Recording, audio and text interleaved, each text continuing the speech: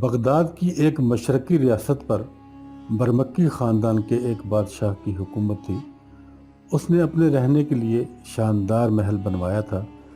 بادشاہ کے بارے میں یہ بات مشہور تھی کہ اس کے دروازے سے کبھی بھی کوئی سوالی خالی ہاتھ نہیں لوٹا۔ وہ غریبوں کا ہمدرد تھا۔ ایک دن محل کے دروازے پر ایک فقیر پہنچا۔ اس کے جسم پر پھٹے پرانے کپڑے تھے۔ اس کی حالت سے اندازہ ہوتا تھا کہ وہ بیچارہ کئی روز سے بھوکا ہے۔ محل کا بڑا دروازہ کھلا ہوا تھا۔ دروازے پر کئی پہرے دار کھڑے تھے۔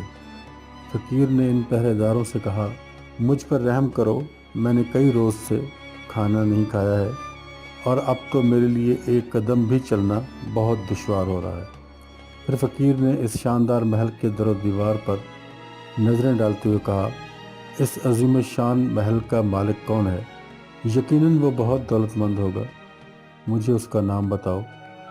پہرے دار نے فقیر کو غور سے دیکھا اور کہا، تم کون ہو اور کہاں سے آئے ہو؟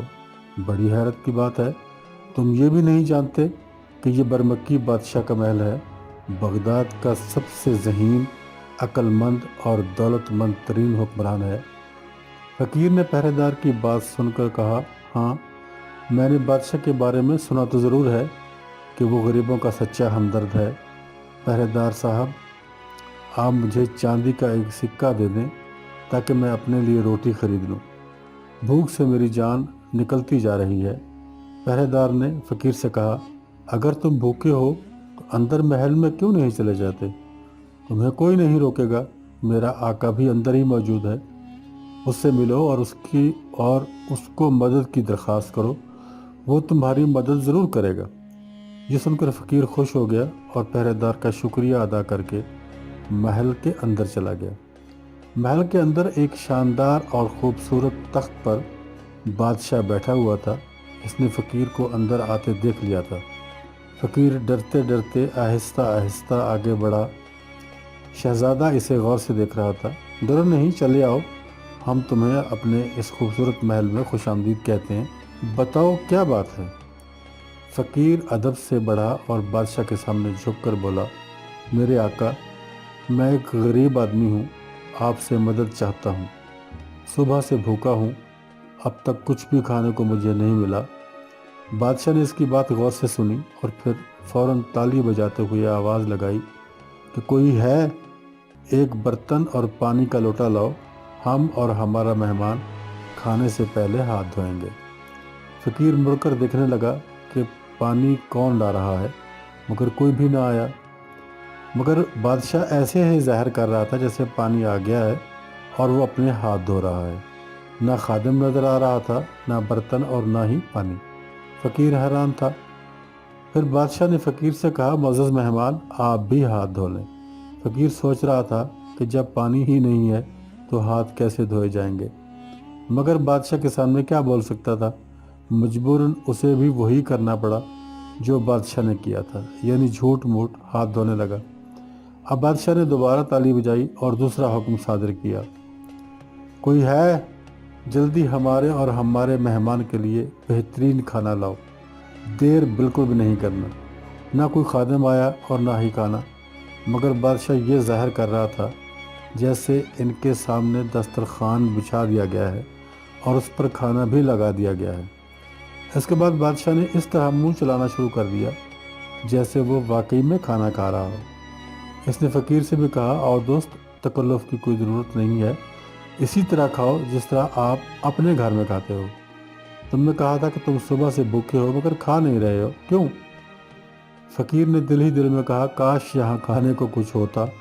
پھر اس نے زور سے کہا، میرے آقا، میں تو خوب کھا رہا ہوں۔ اس کے بعد وہ بھی تیزی سے منہ چلانے لگا، مگر منہ میں کچھ بھی نہ تھا، اس لیے اس کے مسوڑے دکھنے لگے۔ بادشاہ برابر فقیر سے اصرار کرتا رہا کہ تکلف نہ کرے۔ وہ کبھی فقیر سے کہتا کہ تم نے یہ نہیں کھایا، کبھی کہتا تم نے وہ نہیں کھایا، کبھی کہتا کہ تم نے میٹھا تو لیا ہی نہیں ہے، کبھی کہتا کہ اس نرگسی کوفتے کی تو بات ہی کیا ہے، کبھی کہتا کہ بریانی کا جواب نہیں ہے۔ غرض اس طرح وہ جھوٹ موٹ کی تعریف کر کے خیالی کھانا خود بھی کھاتا رہا اور فقیر کو بھی کھلاتا رہا۔ بیچ میں کئی بار بادشاہ نے فرضی اور خیالی خادم کو بلا کر اس سے خصوصی طور پر فرضی اور خیالی کھانے منگوائے اور انہیں بڑے اصرار کے ساتھ فقیر کو کھلایا۔ فقیر غریب بھوک سے بے حال خیالی کھانوں سے پیٹ بھرتا رہا۔ یہ الگ بات کہ اس کے پیٹ میں سچ مچ چوہے دوڑ رہے تھے۔ کھانا کھانے کے بعد بادشاہ نے اپنے معزز مہمان فقیر کے لیے فرضی اور خیالی میوے اور پھل منگوا کر فقیر کو بھی کھلائے اور خود بھی کھائے۔ اس نے اخروٹ، بادام، چلغوزے، آم، سیب، انگور سب کچھ فقیر کو کھلا دیا اور ایسی ڈکار لی جیسے اس کا پیٹ واقعی میں بھر گیا ہو۔ غریب نے اس کے انداز سے ڈکار لینے کی کوشش کی مگر اس کی آواز بھی نہ نکلی۔ اس غریب کے پیٹ میں گیا ہی کیا تھا جو ڈکار آتی۔ آخر جب فرضی کھانا کھاتے کھاتے فقیر کے جبڑے جواب دے گئے تو اس نے پیچھے ہٹتے ہوئے بادشاہ سے کہا، حضور والا، آپ کا بے حد شکریہ، اب میرے پیٹ میں مزید کھانے کی گنجائش نہیں ہے۔ فقیر کے الفاظ سن کر بادشاہ بہت زور سے ہنس پڑا۔ اس نے بڑی مشکل سے اپنی ہنسی روکتے ہوئے کہا، بہت عرصے سے مجھے تم جیسے آدمی کی تلاش تھی۔ یہ کہہ کر بادشاہ اپنے تخت سے اترا۔ اس نے فقیر کے کندھے پر ہاتھ رکھ کر بڑی نرمی اور محبت سے کہا، تم ایک نیک دل اور شریف انسان ہو۔ میں ایک ایسے ہی دوست کی تلاش میں تھا جس میں یہ سب خوبیاں ہوں۔ تم میں صبر بھی ہے اور برداشت بھی ہے۔ تم نے آخر تک جس صبر اور سکون کے ساتھ میرا ساتھ دیا اس پر مجھے بڑی خوشی ہوئی۔ ایک بھوکے انسان میں صبر، ضبط اور برداشت کی کمی ہوتی ہے مگر تم نے یہ ثابت کر دیا کہ بھوکا انسان بھی صبر، ضبط اور برداشت کر سکتا ہے۔ آج سے ہم دونوں بہترین دوست ہیں۔ تم میرے ساتھ میرے محل میں رہو گے اور اب میں تمہارے لیے شاندار دعوت کا انتظام کرواتا ہوں۔ اس کے بعد بادشاہ نے تالی بجائی، فوراً ہی بہت سے خادم وہاں جمع ہو گئے۔ بادشاہ نے انہیں حکم دیا کہ ہمارے معزز مہمان بلکہ ہمارے دوست کو لے جاؤ، انہیں غسل کراؤ، بہترین لباس پہناؤ اور بہترین پوشاک ان کو پہناؤ اور ان کے لیے خصوصی دعوت کا انتظام کرو۔ کچھ ہی دیر میں فقیر شاہی لباس پہنے بادشاہ کے ساتھ اس کے وسیع دسترخوان پر بیٹھا تھا۔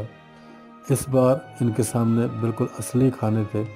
دونوں دوست کھا بھی رہے تھے اور کہہ بھی لگا رہے تھے۔